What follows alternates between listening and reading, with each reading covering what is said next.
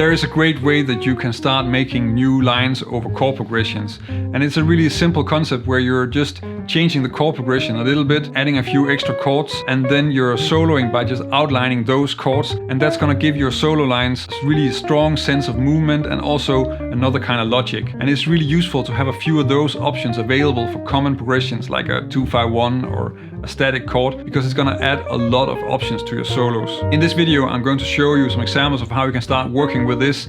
Some of them are really sort of staying with the basic chord sounds, others are moving a little bit outside. In the final examples, I'm also gonna show you what happens once you start opening up the rhythm, which is really gonna give you a lot more options. My name is Larsen, learn jazz, make music.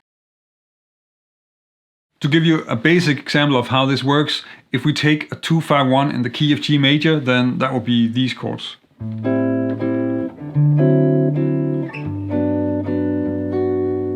And when I can play that, you can probably hear that then I can also get away with playing this chord progression instead.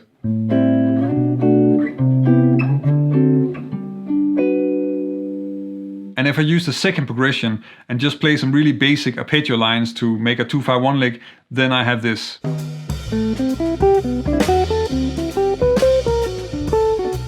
So this is a really basic line. I'm just playing the arpeggio. So first just the A minor, then the B minor, C major, and then I'm adding this D7 sharp 5 or flat 13 before resolving to the G major 7. Already this simple version works quite well, but if we open it up a little bit more and play the arpeggios a little bit more loosely with some more interesting rhythms, then you have something like this.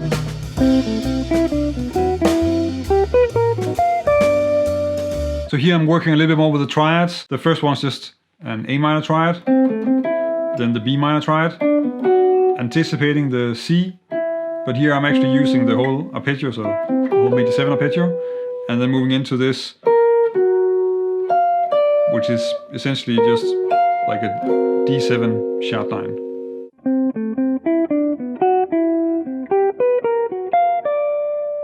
A big part of why this works is that we create a melody that has this stepwise character of the chord progression that we're putting on top, and that sort of rubs a little bit against what is there, another kind of movement, like a counterpoint almost, and that makes it a little bit more interesting to listen to. Now of course you can do this on a static chord as well. You just need to find sort of a row of chords that you can put next to each other and play as arpeggios, and then get that to make sense as a melody and make that strong enough. For an A minor 7 chord, for instance, we could play just this first part of what I just did, so A minor, B minor up to C major, because a C major 7 melody will still work really well on an A minor chord. That could be something like this.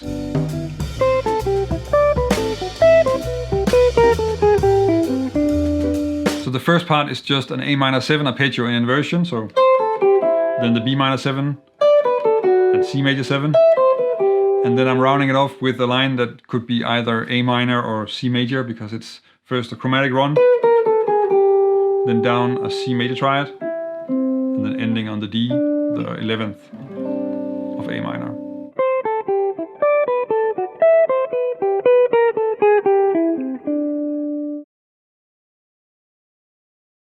Before I start talking about the more outside sounding options here, I'm just gonna go over one more sort of stepwise version that is really practical and also actually fairly common as a progression in itself. So now we had one where we moved up, but we can also move down. So if I start on the C major 7 instead of the A minor, and then just move down to B minor, then to A minor, and then to, for instance, A flat 7 instead of the D7, and then to G major 7. Of course you can go to D7 as well, it doesn't really matter too much, but as long as you have that movement of, then you kind of get the effect of that reharmonization.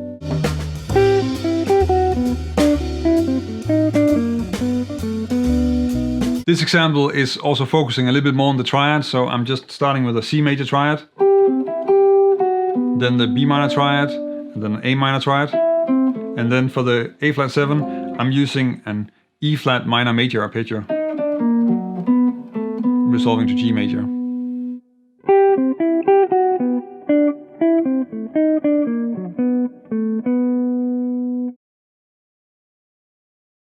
Now we can start working on some more outside sounds, which of course is also just a nice effect to have in there.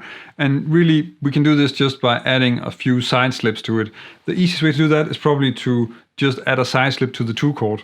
So, for instance, A minor to B flat minor to A minor, and then to D7 back to G major 7. Or go the other way, so A minor, A flat minor, A minor, D7 to G major 7.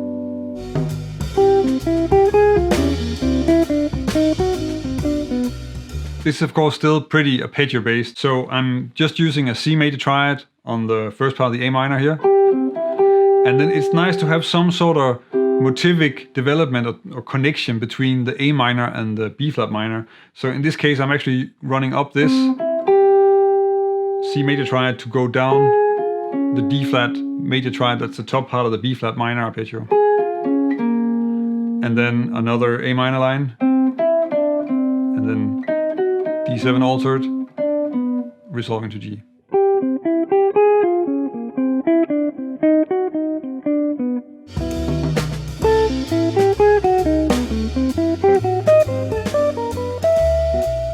And this example with the A flat minor is using pretty much the same kind of device, because I'm starting with an A minor 7 arpeggio and then really just playing the same A flat minor arpeggio just in a different way. Going back to a different inversion of the A minor and then a D7 flat 9, resolving to the 6 of G major.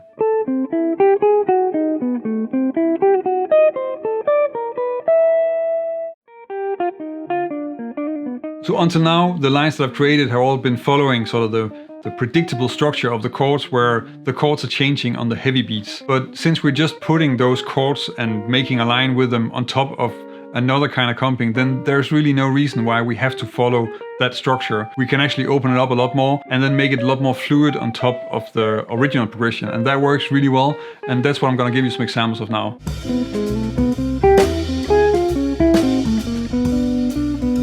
Here I'm using the side slip to B flat minor. I'm really not using it until I'm getting to the D7 bar, so I'm delaying it quite a bit, but it still works quite well. And what I'm starting with here is just A minor 7 lines, so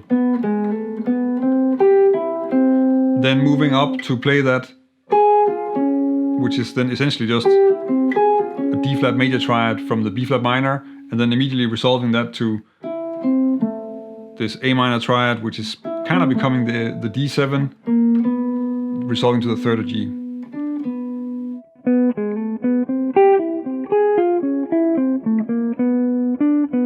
So a big part of why this works, I think, is really that we have this sort of parallel movement where you can really hear that this is coming out of the melody that I just played. You kind of need to have that connection in there, otherwise the line is going to be a lot weaker. It's going to be a lot more difficult to sort of justify those outside notes.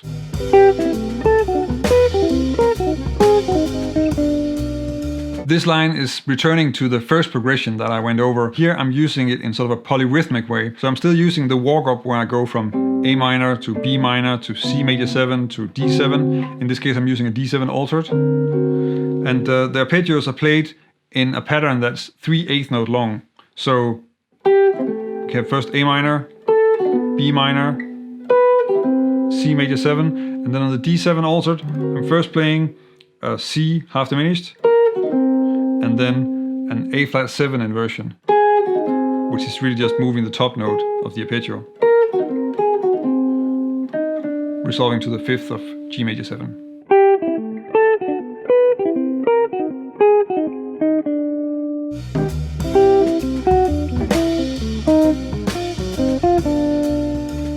Here you have another way to use groups of 3/8 notes.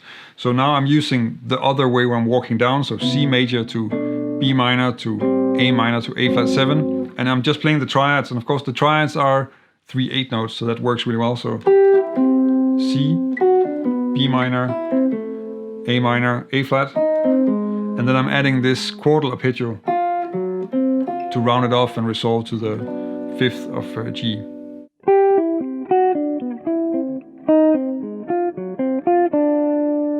If you want to play stronger, more melodic, interesting solo lines, then check out this video where I'm going over some of the things that I think you need to work on, some exercises, and also just some methods to really improve that aspect of your playing. And of course, that's also gonna help you put the stuff that I covered in this video to use.